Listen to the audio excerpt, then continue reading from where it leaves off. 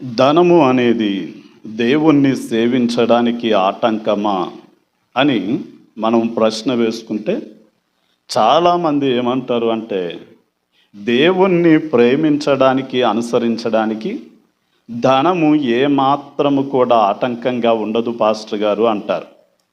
కానీ మనం మనుషుల ఆలోచనల కంటే దేవుని ఆలోచనలు, భూమి కంటే ఆకాశము ఎంత ఉన్నతంగా ఉందో మన ఆలోచనల కంటే మార్గముల కంటే ఆయన మార్గములు అంత ఉన్నతమైనవి.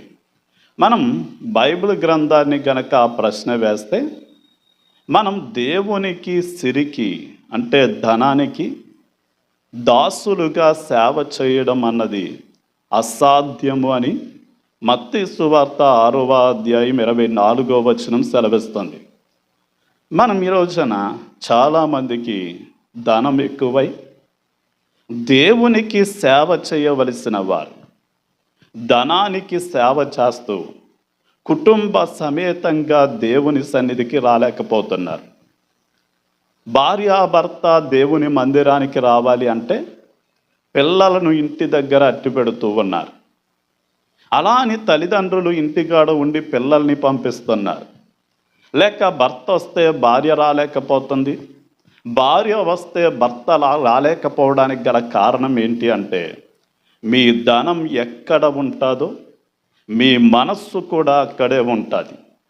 అందుకని దేవుని కంటే ధనాన్ని ఎక్కువగా ప్రేమించేవారు దేవుణ్ణి హృదయపూర్వకంగా సేవించడం అసాధ్యమైన విషయం.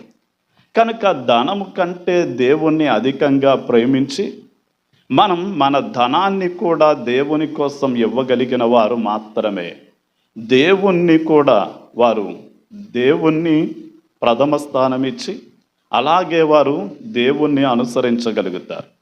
కనుక ధనానికి ప్రథమ స్థానం ఇవ్వకుండా దేవుని నమ్మిన బిడ్డలు జాగ్రత్త పడాలి.